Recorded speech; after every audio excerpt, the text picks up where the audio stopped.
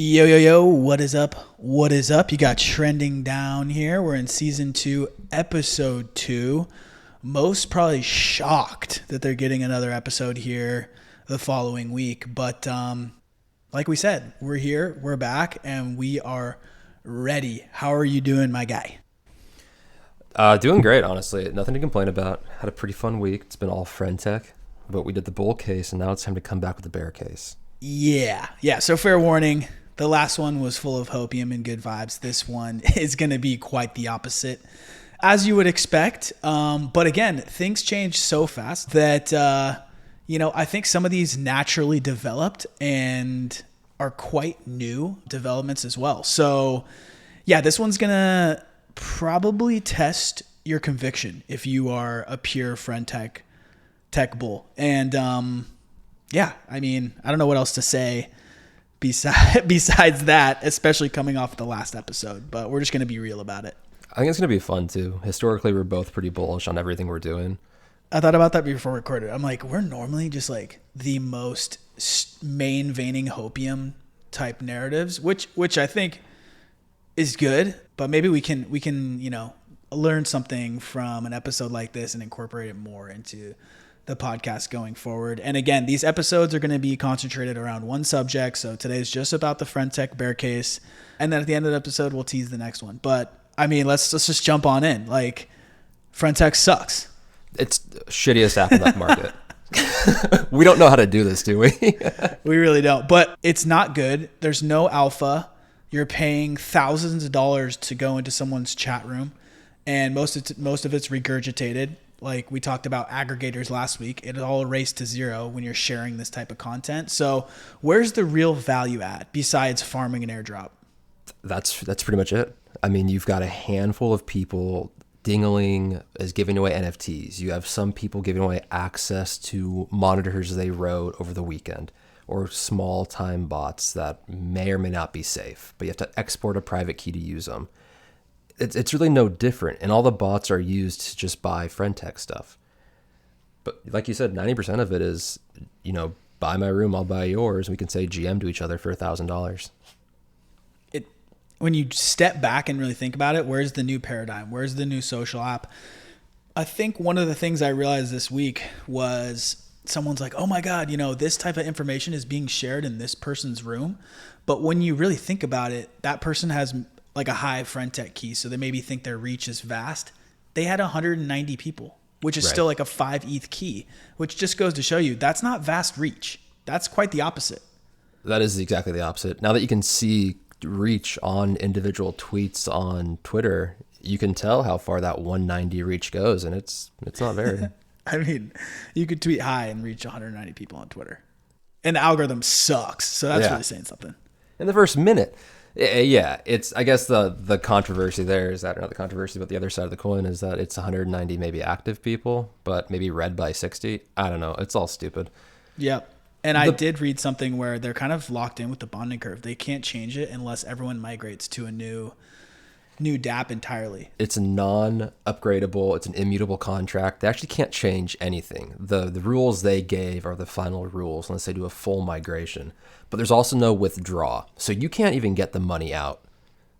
You have to use the contract as it sits. People keep saying, well, we can do fractionalized keys. I don't want to pay 8 ETH for a key. You can't do fractionalized keys because in order to do that, you need an entirely new contract that holds a fractionalized key TVL. It's messy. It's very messy. And, what's the catalyst to pushing someone over, I don't know, a 10 ETH key?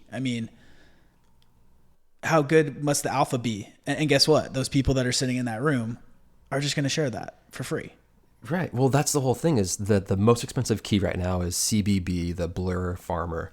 His key is 8.2 ETH, and it's only 8.2 ETH because he's splitting the airdrop. Right. Which comes full circle to why people are here. The Ponzi mechanics behind that one are just ridiculous. It's one of those things where I wish I would have thought of that because people are literally paying an insane amount of fees towards this guy to get 25% of his airdrop. Right. Incredible. He's already got, I think, 90 ETH in fees.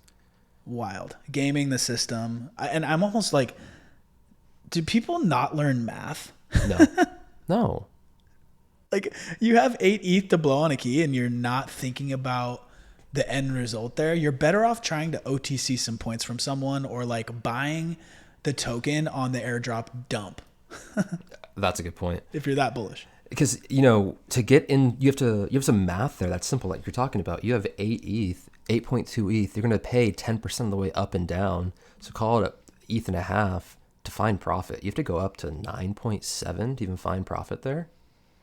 That's a big ask. It's a literal Ponzi. To make money, you need more buyers to come in. Right. We do love a good Ponzi in crypto, but this is the bear case, so I'm not going to be happy about that. Exactly. You got to remember, this is the bear case episode. So if you're already pissed, just shut it down. But I think it's a good, at least to listen, because it, maybe is a dose of reality.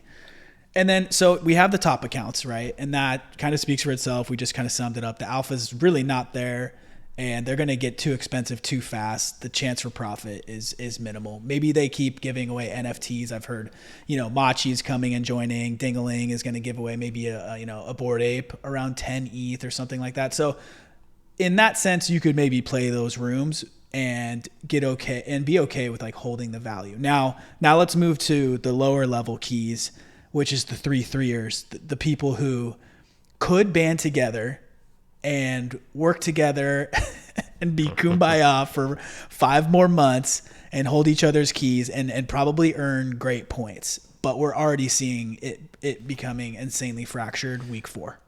Yeah, and everyone that was here for the last cycle, that was here for coins, they saw how the 3-3 charts played out. You and I talk about this all the time. But when they're already shaking in its week 7, 8, like, get out of here. You're not making it to week 6 or week 25. No way. I don't see how it ends well. But like you said, if they could band together and just say, hey, we will hold this line and we will crucify whoever sells, then we can do it. But that's not the case. If you go look at the 3-3 dashboards, people are defecting.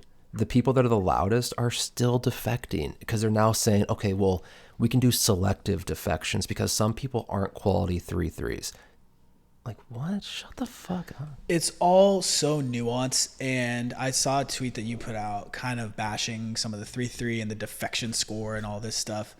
If you were playing the OHM Ponzi days and like all those forks, if there was a 3-3 defection score, it might as well be just the leaderboard for P&L, because that means you were taking profit and you made money. All the people that had the highest defection score, or I guess whatever it is, the lowest, the highest, the best defection score, I don't even know how to put it, but either way, you know what I'm saying, would be the people who made zero money.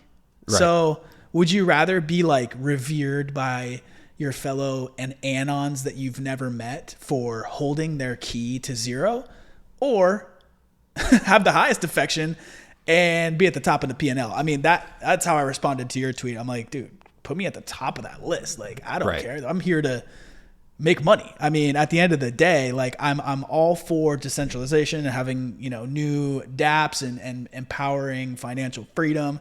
But I mean, this isn't really that. No, this is bridging like an Orwellian dystopian future. Especially with the defection scores, right? It's like some people are trying to liken it to a social credit score. Get out of here. Dude, get out of here. I want nothing to do with that. No, a zero. I don't even want to be part of that world. No. That sounds awful. I mean, okay, we've all seen the stuff from China. If you haven't, the social credit score over there is wild. Like, even being near someone who has a bad credit score can drop your credit score. So how far does it go? I mean, obviously friend tech isn't going to be the start of that paradigm, but getting used to it and ingraining it into the culture and telling friends about it just feels weird. Right. And the irony behind all of it too is that, everyone is saying, well, it's not about how much money you have. It's not about this or that, but it is about how much money you have, because you have to be able to buy someone else's key that you can never sell. So you're just lighting money on fire, which, like you said, the more defections you have, the higher your P&L probably is, which is your vehicle to make money on friend tech. So you have one side saying, well, you have to have money to come play on friend tech. but you cannot make money from friend.tech. It doesn't make sense. No. And in that social credit sort of analogy, the richest people would have the worst credit score. Yeah. Because they're defecting and they're making money. So. But that's what I want for everyone. I want everyone to have the worst credit score and have the most money, because when the next DApp comes out, the same thing's going to happen again of, well, the whales get to play. Well, you're now the whale because you didn't fall for this defection BS the first time. And let's be real, crypto has a real problem, just the culture in general of like diamond hands, wag me, like, and all these people get stuck holding bags that they were right. They bought in at the right time. It went up a ton and they just never took profit because it's almost like you're ashamed to, or you feel like you're letting down the community, and that like sell shaming and all that stuff that was happening during NFT hype. It's just so toxic, and this is promoting that on steroids. Without a doubt, because your name is attached to your friend's name that you're selling. Right. Like in the past, it would be like, okay, look up this person's ENS on chain and find out who it is, or you know, do some wallet sleuthing and you know, tie it back to a certain account. This is attached to your Twitter. This is like as easy as it gets to find out who is selling who. And it's already incredibly toxic right now, week 4. I can't imagine when more and more people start to quote unquote defect. I mean, it's spilling over onto Twitter. Oh, dude, it's going to get vicious. It is. And dude, it just sucks because we went to friend.tech. If you listen to the bull case, we went to friend.tech because the vibes are good. The vibes are chilling. You're in your own room. You're chatting. It's all the homies. Now, sort of the vibes are not chilling in most of these 3-3 rooms. And the people who are taking it super seriously, and it's spilling over into Twitter, and it's just a mess. Yeah, I think a lot of people got lost in the idea early of, I can horizontally distribute a small portfolio to a bunch of other people with small portfolios. We can make a large portfolio together. But I think people didn't realize that getting out of that was going to have a lot of strife involved. And now everyone's afraid to get out of it because these punitive measures have been levied against them. Yeah, beautifully said. I don't think I could say it better myself. So you hate to see it. You know, we appreciate good vibes, and that's not good vibes. No, it's awful vibes. I'm of the opinion that if you're in profit and you want to take the profit, you should take the profit. And okay, I want you to explain the story, which is funny, where people are taking the defection scores so seriously that you now have people in the room being like, yo, just go ahead and sell me if you're bearish on this app. Like, and then wanting you to sell first, because in actuality, they want to sell you, but they don't want to get the hit, because whoever sells first gets the hit, right? Right. And I realize that I have financial prisoners now because I won't defect if I realize that you want me to, because I'm that kind of person where it's not about the money at that point. It's about just kind of sending a message. Right.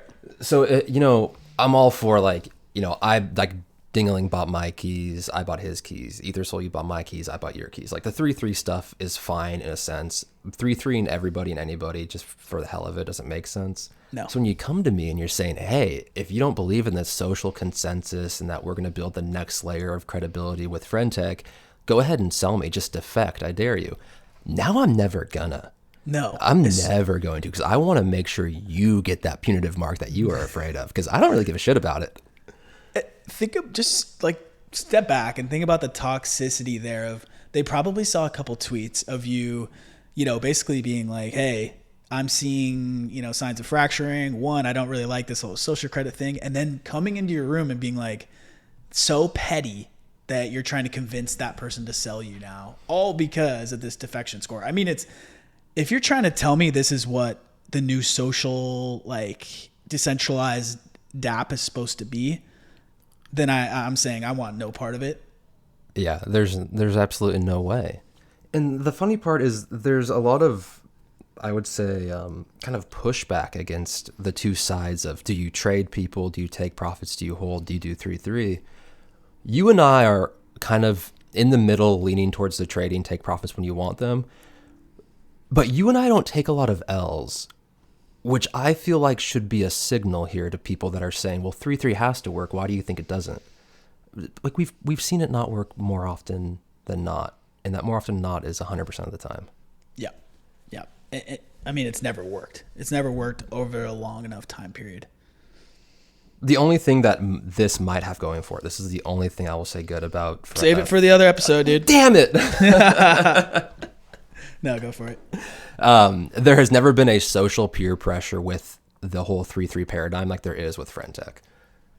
That's the only, if they can make this punitive measure so punitive that you literally cannot sell, it's a horrible outcome, but then it probably works. There has to be things built on top that leverage this defection score to where you maybe get a whitelist, or, you know, you get a bigger allocation into a hot new coin. I mean, there has to be a reason to care about the defection score. Right now, there's absolutely none. And to me, it's like, those are the people that are making money. In fact, I want to be friends with those chads because they're out here taking profit, which is funny because we've also talked about it where in the early days, it was like the DeFi heads who kind of got onto FriendTech quick, loaded a bunch of ETH. And those people are basically selling right now. The people that are coming, you know, taking the baton, if you will, are the NFTs, the NFT guys. And they're really embracing this 3-3 meta, which is funny. If you stand back again, who has played the 3-3 meta before? In the majority of people, right? There's a crossover bucket, but it's the DeFi heads, and they got absolutely waxed and found out, fuck around, find out. Exactly. And it's wild that if you look at the timeline, look at Twitter about when people talked about it and who they were, it is a very staunch divide of week 1 was all DeFi people. Week 4, 5 was all NFT people. And when did 3-3 come about? It's about week 3.5, week 4. There's something to be said for how diamond-handed the NFT motherfuckers are because of where that all went. Yeah. Love them for that. Absolute chads. Have to respect it. And the argument, again, could be made that some of those people will probably be up only, but this is the bear case. So we're going to keep just hammering it. I don't know. I'm not bought in on the 3-3, even bear or bull. So there's that. Yeah. And I buy people's keys that I don't expect them to buy my key because I don't, 3-3 isn't the only vehicle for me there. Yeah. I'd like the freedom more than anything. And that, I think there's kind of another thing that reared its head this week that I even dealt with personally, but we'll get into that. The security aspect of FriendTech is atrocious right now. Oh, it's terrible. It's like a barn door that's just open. Everyone's saying, hey, come look at my money. So most apps, you can connect your own wallet to it, and the security is on you. For FriendTech, you're basically hooking up either your mobile number, your email. I think there was one other option, but no one really used it. Is your Apple account or something? I think it was your iCloud account, yeah. That's even more sketch, I feel like. It was an option that I looked at and was like, no, never in a million years. Right. And I keyed in on the Gmail account. So, a fair amount of people hooked up their mobile number. And right now they're kind of dealing with a bunch of SIM swaps. I've seen at least 3 SIM swaps that are over 20 ETH plus. And the reason for that is if you get access to someone's SIM and their mobile number, you can just log into the app and wipe their account. It's that easy. Truly wild. And this is the bear case. So I'm going to be bearish on SIM swaps also. And what if it's just a 3-3 guy that's like, what if I pretend to get SIM swapped and just sell it all? That's absolutely an angle. It's the bear that's case. Such a gnarly excuse to toss out there. Either way, though, I'm doubling down on the bear case. Same end result. And then people who maybe signed up with email and have their 2FA set up with SMS, right? A text to their phone. It's the same outcome. And let's talk about SIM swaps here because it's not widely talked about. I feel like obviously it's known in the industry, but essentially the only guardrail to stopping someone from doing this is the worker at the service provider store, like the retail location. That is the person that is stopping the attacker. Right. That is the most frightening thought on the planet. Everyone's wide open to SIM swaps, which is why if you're going for 2-factor authentication, you always want to go not the SMS route, right? Like Google Authenticator or whatever other device you have, a YubiKey or I mean, there's a couple others, but using the SMS, if they SIM swap you, they automatically have access to anything that you have 2FA'd on your phone. Yeah. And I didn't realize how easy it is to just go in and be like, hey, have a fake ID, tell them you need to reset the PIN, because basically service providers were like, oh, let's put a PIN on people's accounts. But if they can convince that random person that works at the store to reset that PIN in person and having a fake ID and be convincing enough, then they're in. Isn't that horrifying? It's the worst. And that's where the FriendTech wallets are hinged upon now, because you don't have your own wallet you can custody and protect your stuff yourself. It's all on FriendTech side. And you can't tell me that, I mean, I saw 3 over 20 ETH. I saw total probably close to 10 people talking about getting SIM swapped. Let's say half of those are fake and they just wanted to stop 3-3ing. Another half, though, that is insanely scary and like more than coincidence. Yeah. And, from a development side, how do you not think of this? How do you build a crypto forward app and say, what the best way for these people to connect to our app is the phone number? And, should we add a way for them to connect their own wallet? No, we'll just make them a wallet and we'll put the private key on FriendTech also. Like, what? In hindsight, it's such a bad idea. Oh, it's terrible. It's terrible. It is such a bad idea. And then you have, people's phone numbers tied to their Twitter. And now, I mean, it's just a whole shit show of security breaches going on right now. They need to put 2FA on the app and they need to allow you to have your own wallet. I mean, it's that simple. It truly is. Like, you are probably I'm going to say a 10-minute deep dive into getting someone on the path of being SIM swapped. I can think of a handful of things to do right now and be 90% of the way there on anybody on Twitter. Right. Which is wild. It is wild. And you have to be willing to take that risk, obviously. Like, you're going into a store and you're presenting fake ID and stuff, but a lot of people don't give a fuck in this world. So if they're sorting by TVL of FriendTech accounts and they're just trying everyone's, I mean, they're eventually going to land a couple, as we've seen. Whether they were actually SIM swapped or not, you have to take their word for it. I'm one to believe, but again, there's an argument that they just wanted to sell it all and save social face. But again, who gives a fuck? Like, everyone's out here selling coins on chain and no one cares if you're selling, unless you're like pump and dumping, of course. I will say the smart people that used FriendTech is they used their own wallet and they used a third-party dApp to interface with FriendTech, like FriendMex. And they're considered a bot in all these monitors. They're considered a bot account, but they're not using a FriendTech account. So they have their own wallet. They are safe. But anyone that went into FriendTech and launched their FriendTech key and used the FriendTech wallet, you're essentially just kind of sending a beacon out saying, hey, here's some ETH, and you're pretty close to getting it.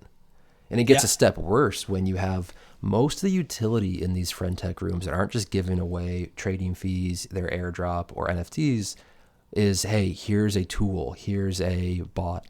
To use that bot, you have to hold the key.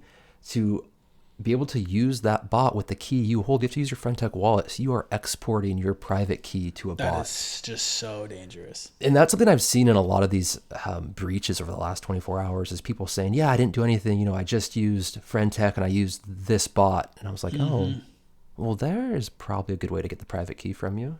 Yeah. Exporting private key is just a huge no-no.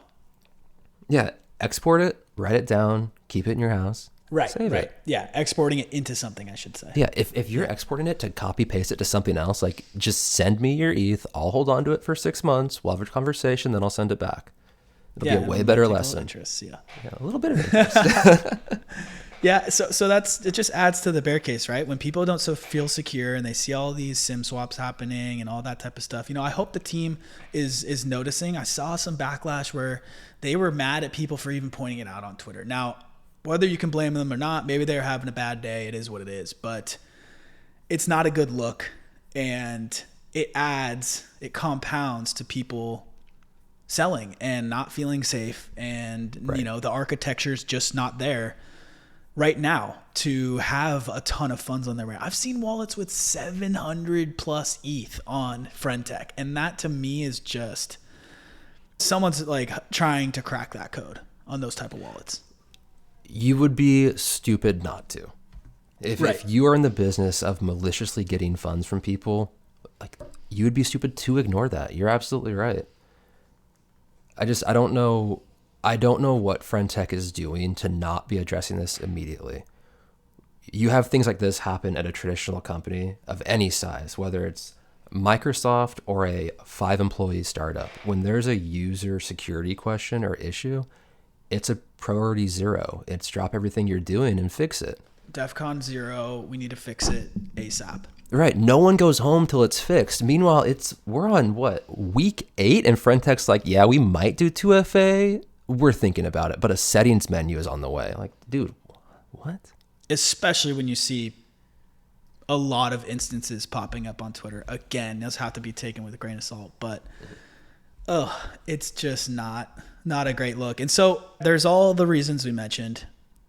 And then you got to mention the fact that just the big whales are coming in right now and eating up a ton of the points. So like, if you were there early and you ate the first couple weeks, you're probably thinking to yourself, there's no way I'm going to keep up on gaining points like I was, unless I, deposit a ton more ETH, do this whole 3-3 game, essentially kiss the ETH goodbye. If you think the token's going to be worth more than the ETH, then it's plus EV. But there's a case to be made that points are down only as far as like what you're gaining each week. And I know we said there's a ton of points out there for the taking. That can still be true and you still gain way less, right? Because whales are coming in depositing these thousands of ETH to play whale games. Yep. And now they're fighting points against each other. It's almost like Blur all over again. It really is. It's TVL versus your portfolio. And if your portfolio gets diluted at a ratio that is larger than the TVL increased, you're getting less points this week. It's very simple math again. Yep. And I was in a Spaces recently, and this is how I knew a lot of these people were going to hold Friendtech to 0 and make no money on this. Because someone said very, very bluntly, why is it always about the math? And I sat there and I said, because it has to be. If it's not about the math, then I don't think you understand what the purpose of Friendtech is. It's not a social paradigm. It's not going to be the next Twitter. It just ties back to people buying these big accounts, right? And not understanding the math. Right. It's all it is at the end of the day. Crypto's not hard. You just have to understand the math. It's always down to the math. That's where you and I find most of these asymmetric upsides, as you like to put it, is the math doesn't make sense. And when it does make sense, you have a 5x, a 10x here. Exactly. And speaking of the math, though, it's like for you and I, let's just get personal with it. We probably, deposit a good amount of ETH. You probably 2 to 3x'd your initial capital, and you're sitting on a decent chunk of points. At that point, the asymmetric upside is pretty much gone. You maybe 2x one more time. I highly doubt it. You can keep the top accounts like we talked about, like Ding and other accounts who are probably going to keep accruing value from people who keep buying in. Because again, there's definitely going to be a lot of people pushing this app. The whales are there and they're going to keep pushing it hard on the timeline. So it's not like going away. The airdrop is going to be a thing and it's going to be all that. But the asymmetric upside for the savant, the savvy people, the smart money, if you will, I don't know. I don't necessarily see it anymore. It's definitely more risky. I'm on your page there. I think if you can hold your portfolio value and not lose it and continue to get points, that's where you find your upside. But 50 million to 100 million TVL, possible. I see it happening. Yep. But does that indicate a 2x for your portfolio as well? That's kind of what we're talking about, right? Mm-hmm. Probably not, unless you're holding the top accounts that will rise with that TVL. And I don't know if you're playing the 3-3 game, that's constantly a inject more money game to move with TVL. It's a losing race. It's absolutely a losing race. And with the toxicity, it's probably a stressful one. I actually think they shake each other out. That's what I think happens. I think it becomes like a feeding frenzy, like a pecking party, and they eventually shake each other out. All the 3-3ers? Yeah. I don't actually think it has anything to do with the math at the end of the day. I think it's just they get kind of at their own throats and start selling each other out of spite. That's my prediction. way before the airdrop. I mean, I'm thinking it happens really soon. It wouldn't shock me. I've talked about flight to value before of what happens when and if 3-3 cascades, and it's probably that you sell 3-3s into value being the top accounts like CBB or Hanwei or Dingling. Yep. You're seeing those accounts rise. You're seeing 3-3s slowly sink. It might be an early flight to value. It might just be midweek chop. It's hard to say. It's just funny how that always goes, right? Like the small guys have a chance to band together, do the 3-3 thing. I mean, it's a great like idea overall, right? It's a good philosophy, but in theory, because it never ever works out. It's hard to get that many people on the same page, especially when you have go for it. You're going to say the same thing I'm about to say. Yeah. When you have people playing the opposite side, saying I can use 3-3 maliciously to make people think I'm going to do this, and then take all the profits, sell all my keys on top of their heads, and then sell their keys next. People can only eat so many rugs, okay? Right. And then eventually it's, okay, I'm sick of it. You had these accounts LARPing as 3-3, depositing 50 ETH, and then their keys moon, they sell. We've seen it time and time again. And people are rinse repeating it because you can create as many accounts as you want with a new Twitter account. And they're just sucking that system dry. Yep. Which is, it's sad too, because the early part of FriendTech that was fun, it was trading your friends. It was fun to buy your friend's key. And if I said the wrong thing to you, you would send a picture of the keys. And it just, it was leverage. It's leverage. It's the joke behind it that makes it so fun. And when it's a thing of like, well, you're buying me and I'm going to buy you and we can't do anything about it. It's like, well, the fun went away. And like, I'll still be on there. I haven't made any decisions. Obviously, you could probably pick which bias I'm leaning towards. I'm hoping the airdrop is $20 a point. We don't even know what the freaking points are. Oh yeah, there's another bear case for us to go through.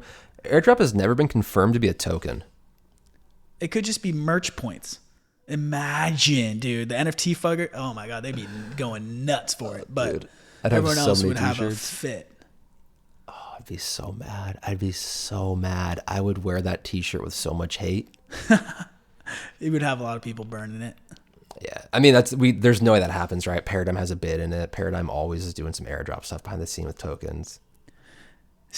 We got two bear case. We got to ease off the bear case there for a second. Okay, yeah. We can run back a whole nother episode on the bear case. Just shit on this. Send it to Racer. We're both insta blocked. Okay. Speaking of instant blocked by Racer, he's private. Here's a bear case thing for you. The founder is private. You actually can't even see his reach. You can't see what he's trying to talk about or build. He can't go to bat for his product because no one can see it. And I brought this up to him. I didn't either. And I brought it up to him. I said, hey, Racer, the community needs you to be public. There's people that aren't able to follow you because you haven't approved them yet, and they can't see what's happening behind the scenes. And he very concisely said that he likes being private so he can use his account as an account and use FriendTech as his communication platform, which was essentially saying, buy my key. Weird choice. I've always thought it kind of strange because he uses his Twitter account a lot versus his FriendTech was like silent for 3 days. Yeah. You know? And then also, if you're going to have a social app and be the founder of a social app, you should be very vocal on all social apps in general. Yeah. You should be vampiring other social apps to your social app. Right. Spreading the gospel and telling people why they should migrate. It's wild. The bear episode, I actually wasn't convinced this would be easy to do, but I think we dug deep and we got in there. We got rolling. Yeah, I don't think we can. I think it's tapped out, right? Like FriendTech is begging to exit the ring. Probably got the 3 count 4 or 5 times there. It is definitely down for the count. Oh my gosh. Yeah. So there it is. You know, you have the bull case and the bear case, both on the very extreme sides of things, but I feel like presented very fairly in, you know, the potential upside versus where it's at right now and kind of like where it's headed with what we've seen. Right. So pretty fair take if you ask me. I like to think so, but I think we're probably a little biased. And I also think that we'll probably have to come back and touch on this because 5 months is a long time. You could have something alter the trajectory. See you later, bud. In the meantime, you could see tokenomics. I mean, there's so many variables that could happen, and we'll have to come back and touch on this. But for now, this is kind of like the current state of where things are at. So if you're listening to this 4 months from now and you're like, get a load of these guys, maybe you know things we don't yet. So that's why we did the bull case as well, because in 4 months you can listen to that one too and be like, hey, they were right. Exactly. And if we're wrong on that one, you listen to this one, you're like, hey, maybe they were right. Deleted. Or yeah, we do the old CT thing and just delete the wrong one. Exactly. We're hedging our bets here. I don't really have anything else on the bear case. I feel like, again, we covered it pretty well. I think the only thing that we could add to it is that we don't have tokenomics yet, so it's really hard to say. With an airdrop coming, doesn't even make sense. Is it a 5% airdrop? Is it a 50% airdrop? If it's 50% with rev share, you can literally burn this episode because that token will be worth $50. If it's 50% with rev share, I'll be on the timeline burning my own episodes. Yeah. I'll be the most insufferable person on there because we've been on Friendtech since week 1. Exactly. Well, we'll be stoked though. Oh, absolutely. Under the hood, I love Friendtech. I want it to print for everybody. Yeah. Honestly, the vibes are fun in the room still, so that'll always be a thing. We have to hate it for this episode though, so we can't go back there. True. Fuck that. Fuck Friendtech. Yeah. So yeah, I feel like, again, that's the last of this one, and I'm pretty sure the next episode is going to be all about Rollbit. Ooh, I didn't know that. If I did, I forgot. We talked about it, I think, before episode 1, so it was like a small nugget, but I feel like it's due, especially with the changes they're making. Hint, hint, and it's worth its own episode. Oh, I can't wait for it. Dude, can't wait for next week. Good one. It's gonna be a banger. Again, thanks for listening, guys. And by the way, you know what, producer? I'll fucking say as many times as I want, man. Kick it. So anyway, thank you for making it this far. If you punted the YOLO long, I worship you. Last time it actually printed. So again, next episode's gonna be a roll bit. We're hoping you're liking the shorter eps. Hit us on the Twitter, go hit the YouTube, show all the love. All the metrics help a ton.